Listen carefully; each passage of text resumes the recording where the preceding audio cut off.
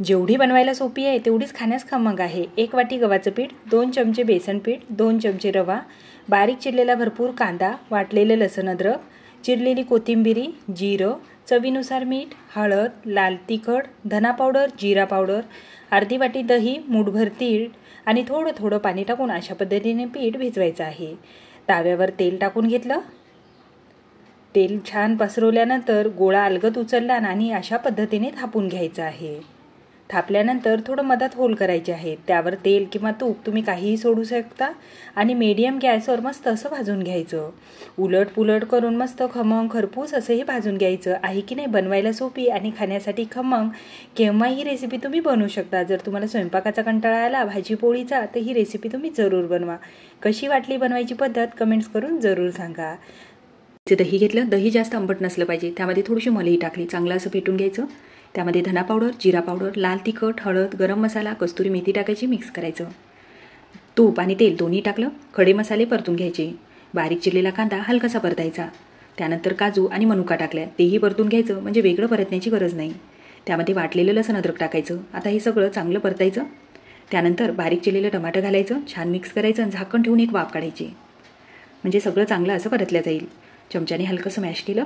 त्यानंतर तयार दह्याचा मसाला त्यामध्ये घालायचा।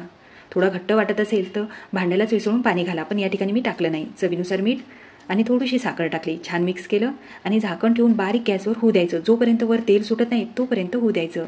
तर या ठिकाणी तयार झालेला आहे हा काजू मसाला।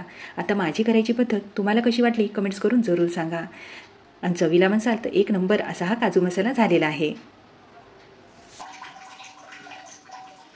2 वाटी चण्याची डाळ, 1 छोटी वाटी तांदूळ, शेंगदाणे, खोबरं, धने, जिरं सगळं धुवून घ्यायचं आणि नंतर पाणी टाकून रात्रभरासाठी भिजत ठेवायचं। दुसऱ्या दिवशी सकाळी मिक्सरच्या भांड्यात टाकायचं। त्यामध्ये दही घालायचं आणि एकदम बारीक असं फिरवून घ्यायचं। त्यामध्ये बारीक चिरलेला कांदा घालायचा, जिरं, चवीनुसार मीठ, कुटलेली लाल मिरची आणि अजून काही भाज्या घालायच्या असतील त्याही घालू शकता। बॅटर घट्ट वाटलं तर थोडं पाणीसुद्धा घालायचं। सगळ्या शेवटी खायचा सोडा टाकायचा, मिक्स करायचं। बॅटर तयार आहे। आता लोखंडी तावा घेतला, थोडं तेल लावलं, 2 पळी बॅटर टाकलं, हलकंसं पसरवलं। जाड पातळ तुम्ही तुमच्या इच्छेनुसार बनवू शकता।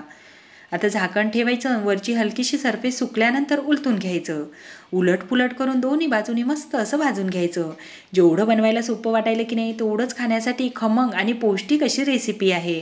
आता हा बन डोसा आंब्याच्या चटणीसोबत तर अप्रतिम लागते। आज भाजी पोळीला सुट्टी आहे। बऱ्याच जणी म्हणत होत्या चिरोटी रव्याचा ढोकळा 1 नंबर होते, तर करूनच पाहूया म्हटलं। 1 वाटी रवा घेतला, अर्धी पळी दही घेतलं, चवीनुसार मीठ टाकलं आणि थोडं थोडं पाणी टाकून छान असं मिक्स केलं। आता रवा खरंच खूप बारीक आहे, भिजू देण्याची आवश्यकता नाही। सगळ्या शेवटी खायचा सोडा टाकला, मिक्स केलं। ताटाला तेल लावलं, त्यामध्ये बॅटर टाकलं, वरून चटणी फिरवली। आता 5 मिनटं फुल गॅसवर छान असं वाफवून घ्यायचं। 5 मिनटामध्ये ढोकळा बनवून तयारच होते। तोपर्यंत तडका तयार केला आणि त्यावर फिरवला। वरून कोथिंबीर फिरवली आणि कट करून पहा, खूपच मस्त हलका फुलका जाळीदार झटपट असा हा रव्याचा ढोकळा बनवून तयार झाला। खरंच चिरोटी रव्यापासून ढोकळा खरंच खूप छान झाला। आता माझी बनवायची पद्धत तुम्हाला कशी वाटली कमेंट्स करून जरूर सांगा।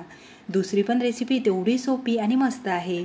उभा पातळसर चिरलेला भरपूर कांदा घ्यायचा, 1 वाटी बेसन पीठ, 2 चमचे रवा, चिरलेला कांदा, पालक, जिरं, कुटलेली लाल मिरची, चवीनुसार मीठ, हळद, 1 चमचा दही टाकायचं, छान मिक्स करायचं थोडं थोडं पाणी टाकून। त्यामध्ये चिमूटभर खायचा सोडा टाकला, मिक्स केलं। आता ब्रेड घरामध्ये होती, ब्रेड नसली जरी असंही ताव्यावर टाकलं तरी खूप मस्त लागते, पण ब्रेडला उलट पुलट लावून मस्त असं ताव्यावर टाकून दिलं आणि थोडं थोडं तेल टाकून दोन्ही बाजूनी मस्त खमंग भाजून घेतलं। दिसायला तर खूप मस्त दिसत आहे, मुलंसुद्धा आवडीने ही रेसिपी जरूर खातील।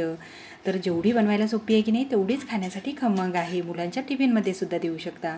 आता माझी बनवायची पद्धत खरंच तुम्हाला कशा वाटल्या सगळ्या रेसिपी जरूर कमेंट करून सांगा आणि आवडल्या तरच लाईक, शेअर आणि सबस्क्राईब।